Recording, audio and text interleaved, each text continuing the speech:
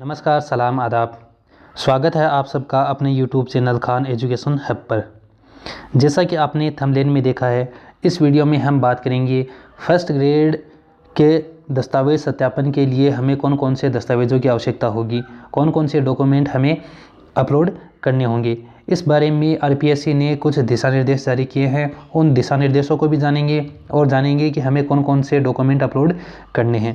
Video में शुरू से आखिर तक ज़रूर बने रहे और इस चैनल को सब्सक्राइब ज़रूर करें। सबसे पहली बात तो इस बार जो दस्तावेज़ सत्यापन का कार्य है वो ऑनलाइन होगा।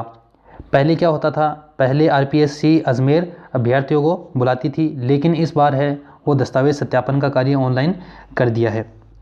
कुछ दिशा निर्देश भी जारी किए हैं। उसमें से पहला है, आयोग द्वारा उक्त परीक्षा में विस्तृत आवेदन पत्र ऑनलाइन माध्यम से प्राप्त करते हुए पात्रता जांच की जाएगी। इस बार जो आवेदन पत्र है वो ऑनलाइन माध्यम से प्राप्त करते हुए, यानी जो दस्तावेज़ सत्यापन का कार्य है वो ऑनलाइन हमें करवाना होगा।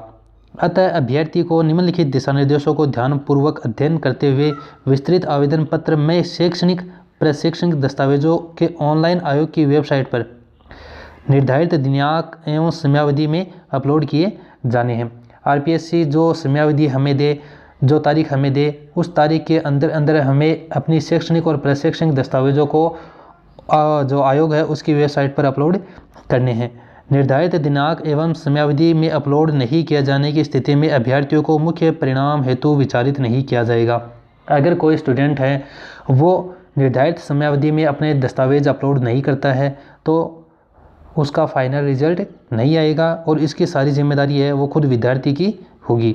बोर्ड का इसमें कोई रोल नहीं होगा, बोर्ड इसकी कोई जिम्मेदारी नहीं लेगा। दूसरी चीज़ है, हमें कौन कौन सी चीज़ है वो अपलोड करनी है। इसमें विद्यार्थियों को समस्त शैक्षणिक प्रशैक्षणिक योग्यताओं की अंक तालिकाएँ यानी मार्कशीट अपलोड करनी है। स्नातक के तीनों वर्षों यानी BA है तो उसकी फर्स्ट ईयर, सेकेंड ईयर और थर्ड ईयर तीनों वर्षों की मार्कशीट। स्नातकोत्तर के दोनों वर्षों की अंक तालिकाएँ यानी MA है, MSc है तो उसकी फर्स्ट ईयर और फाइनल की मार्कशीट, या फिर कई प्रीवियस और फाइनल की मार्कशीट। इसके अतिरिक्त अगर हमने OBC से फॉर्म भरवाया है तो जाति प्रमाण पत्र, EWS से भरवाया था उसका प्रमाण पत्र, मूल निवास, ये सबको जरूरी लगाना है। अगर जहां लागू हो वहां विवाह पंजीयन प्रमाण पत्र भी लगाना होगा। अगर तलाक से हमने फॉर्म अप्लाई किया है तो तलाक का प्रमाण पत्र लगाना होगा। विधवा होने की स्थिति में पति का मृत्यु प्रमाण पत्र लगाना होगा। और ये सारी की सारी चीज़ है वो मूल दस्तावेज होनी चाहिए, यानी ओरिजिनल दस्तावेज होने चाहिए। यदि अभ्यर्थी सेवारत है तो सेवारत होने का प्रमाण पत्र और NOC भी अपलोड करें। अगर कोई विद्यार्थी पहले से गवर्नमेंट सर्विस में है तो उसका प्रमाण पत्र और NOC भी अपलोड करनी होगी। अभ्यर्थियों द्वारा सेकेंडरी 10th की, सीनियर सेकेंडरी 12th की, स्नातक के तीनों वर्षों यानी फर्स्ट ईयर, सेकेंड ईयर और थर्ड ईयर, स्नातकोत्तर की प्रवेश और फाइनल की मार्कशीट और BEd की सभी अंक तालिकाएँ, यानी अगर आपने 1 साल की BEd की है तो 1 साल की अंक तालिका, और अगर आपने 2 साल की BEd की है तो फर्स्ट ईयर और सेकेंड ईयर दोनों की अंक तालिका। और इसके साथ साथ सभी के प्रमाण पत्र आवश्यक रूप से अपलोड किए जाने हैं। जैसे BA की डिग्री है, MA की डिग्री है और BEd की डिग्री है, तो ये सारे जो डिग्री है और अंक तालिकाएँ हैं ये हमें अपलोड करनी है। अब इन चीज़ों में हमें कौन कौन सी बातें ध्यान में रखनी है वो अभी हम जानेंगे। सबसे पहले बात करेंगे हम जाति प्रमाण पत्र के बारे में। SC, ST, OBC, MBC श्रेणी के अभ्यर्थियों को राजस्थान सरकार के निर्धारित प्रपत्र पर पिता के नाम के आधार पर जारी प्रमाण पत्र मान्य होंगे। ये जो SC, ST का, OBC का, MBC का हमने अगर कोई प्रमाण पत्र बनाया है तो ये प्रमाण पत्र पिता के नाम के आधार पर जारी होंगे, तभी ये मान्य होंगे। महिला अभ्यर्थी भी पिता के नाम से जारी प्रमाण पत्र ही आयोग को प्रस्तुत करे। अगर कोई विद्यार्थी महिला है तो वो भी अपने पिता के नाम पर जारी प्रमाण पत्र ही आयोग को प्रस्तुत करेगी।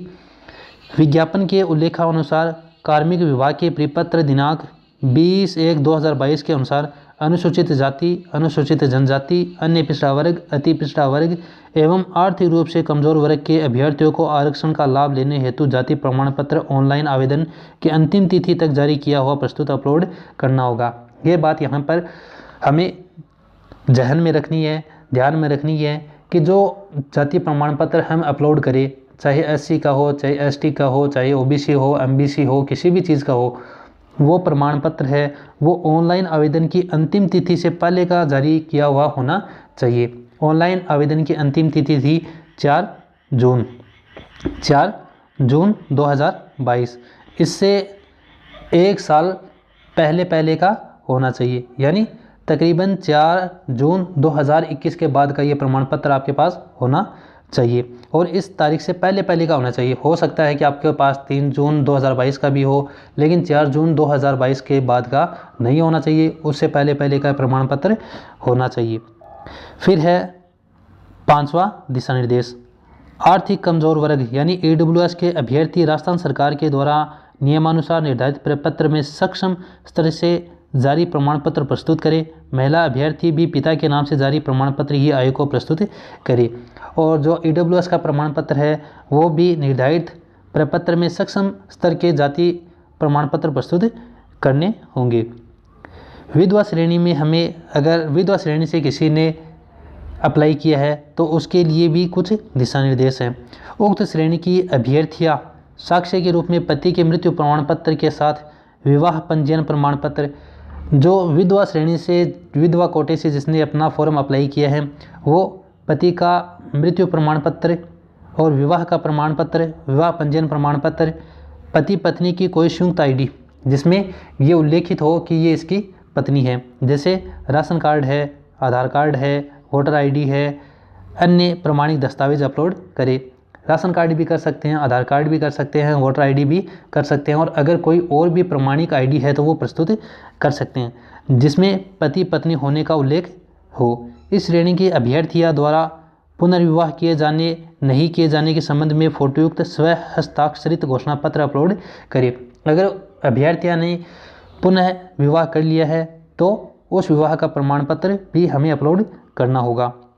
अब बात करें हम तलाकशुदा की, जिसने तलाकशुदा का कोटा लेने के लिए अपना फॉर्म अप्लाई किया था। उक्त श्रेणी के अभ्यर्थियां तलाक की डिक्री आवश्यक रूप से प्रस्तुत करें, यानी तलाक का जो प्रमाण पत्र है वो अपलोड करना है।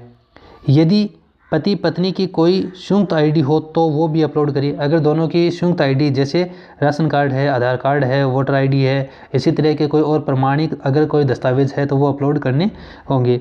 इस श्रेणी के अभ्यर्थियों द्वारा पुनर्विवाह किए जाने नहीं किए जाने के संबंध में फोटोयुक्त स्व हस्ताक्षरित घोषणा पत्र भी अपलोड करना पड़ेगा। अगर अभ्यर्थियों ने पुनः विवाह कर लिया है तो उसका फोटोयुक्त स्व हस्ताक्षरित घोषणा पत्र भी हमें आयोग की साइट पर अपलोड करना होगा। फिर है भूतपूर्व सैनिक यानी एक्स सर्विसमैन के बारे में कुछ दिशा निर्देश।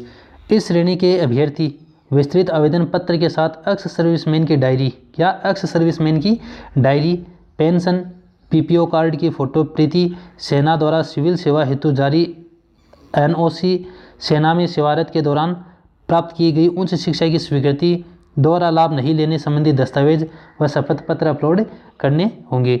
शॉर्ट सर्विस कमीशन में नियुक्त रहे कार्मिक ग्रेच्युटी प्रमाण पत्र की प्रति संलग्न करें। भूतपूर्व सैनिक वर्ग के अभ्यर्थी कार्मिक विभाग की अधिसूचना दिनांक 22 दिसंबर 2020 के अनुसार सेना द्वारा जारी NOC की प्रति व अन्य वांछित दस्तावेज भी अपलोड करें। ये भूतपूर्व सैनिकों के लिए कुछ दस्तावेज है जो उन्हें अपलोड करने होंगे।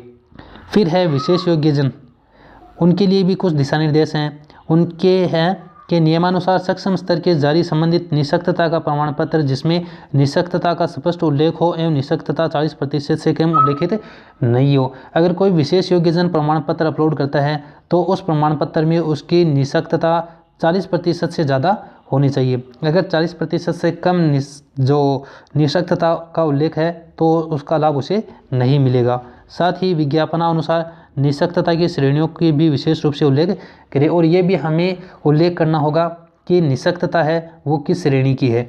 तो ये थे कुछ दिशा निर्देश और हमें ये भी पता चला कि हमें कौन कौन से डॉक्यूमेंट अपलोड करते हैं, उनको एक बार हम फिर से देख लेते हैं। सामान्य रूप से सबको कौन कौन से डॉक्यूमेंट जो अपलोड करने हैं। सेकेंडरी की मार्कशीट है, सीनियर सेकेंडरी की मार्कशीट है, स्नातक के 3 वर्षों की मार्कशीट है, स्नातकोत्तर की मार्कशीट है, BEd की दोनों वर्षों की मार्कशीट है, अगर 1 साल की है तो 1 वर्ष की मार्कशीट है, और इन सभी के प्रमाण पत्र यानी डिग्री भी हमें आवश्यक रूप से अपलोड करनी है। इसके साथ साथ हमें अगर जाति प्रमाण पत्र से ओबीसी से भरवाया है तो जाति प्रमाण पत्र है, SC ST का प्रमाण पत्र है, EWS का प्रमाण पत्र है, और इसके साथ साथ मूल निवास प्रमाण पत्र भी हमें अपलोड करना होगा। इसके बाद अगर हमने EWS से भराया था उसका, विधवा श्रेणी से भरवाया है तो उसका, और अगर भूतपूर्व सैनिक हैं या फिर विशेष योग्यजन हैं तो उनके कुछ अलग से डॉक्यूमेंट अपलोड करने होंगे। उम्मीद है आप सबको ये वीडियो पसंद आया और समझ में भी आया होगा।